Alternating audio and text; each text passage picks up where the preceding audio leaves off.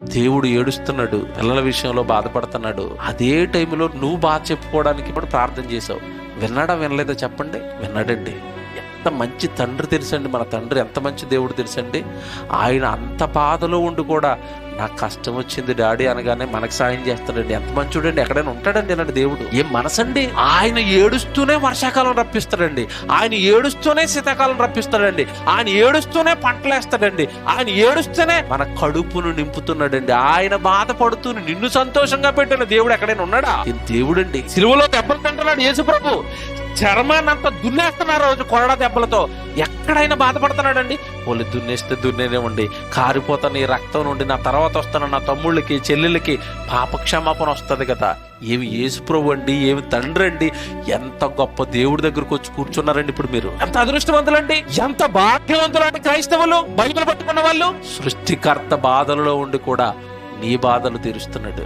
సృష్టికర్త బాధలలో ఉండి కూడా కరోనా కాలంలో నువ్వు మోకాళ్ళకి ప్రార్థన చేసి దేవా నన్ను బ్రతికించంటే నిన్ను బ్రతికించాడా? బ్రతికించలేదా? బ్రతికించాడు. ప్రతిరోజు ఆహారం పెడుతున్నాడా లేదా? పెడుతున్నాడు. ప్రతిరోజు గాలిస్తున్నాడా? ప్రతిరోజు నీళ్ళు ఇస్తున్నాడా?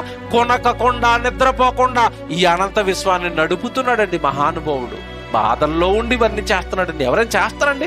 బాధగా ఉన్నప్పుడు ఎవరైనా పని చేస్తారండి? అప్పుడప్పుడు చూడండి, అమ్మకి ఏదో వార్త తగులుతుంది, ఆవిడకి ఏదో ఆనందం లేని వార్త తగిలింది. ప్రతిరోజు ఆనందంగా అమ్మ వండి పెట్టి అమ్మ ఆ రోజు ఎవడు దిగాలుగా మంచం మీద పడుకుంటది. అమ్మ వంట చేసేవా? లేదురా, ఏదో తెచ్చుకుని తిను, నా మనసు బాగోలేదు. మనసు బాగోకపోతే అమ్మ అన్నం పెట్టదండి. భర్త అడిగడానికి మొత్తం కంచాలు ఎగురుతాయి. మా అమ్మ ఒంట్లో బాగలేదట, నువ్వు మా అమ్మగారికి తీసుకెళ్లలేదు, మా అమ్మకి చాలా సీరియస్గా ఉందట, నేను ఏ పని చేయను ఈ రోజు, నాకు ఒంట్లో బాగోలేదు. అలా అమ్మ ఒంట్లో బాగోపోతే ఈవిడ కూడా ఏం చేస్తుంది? ఇక్కడ ఒంట్లో బాగోలేదని మంచం ఎక్కేసింది.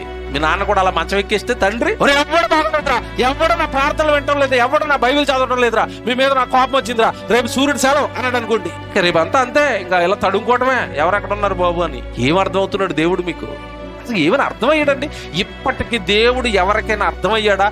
అమ్మో, ఆయన బాధలలో ఉండి, కష్టాలలో ఉండి, వేదనలో ఉండి నన్ను కాపాడుతున్నాడా, నాకు రక్షణ ఇచ్చాడా, నాకు బైబిల్ ఇచ్చాడా, నాకు మీటింగ్లు ఇస్తున్నాడా, నాకు వాక్యం ఇస్తున్నాడా, నాకు తిండి పెడుతున్నాడా, నన్ను కాపాడుతున్నాడా, ఇంకా బాగా అర్థం చేసుకోవాలండి. ఆయన ఆ బాధ తగ్గడానికి నేను ఏమైనా చెయ్యాలి అని ఎవరండి ఆలోచిస్తారు ఈరోజు? ఎవరున్నారు చెప్పండి.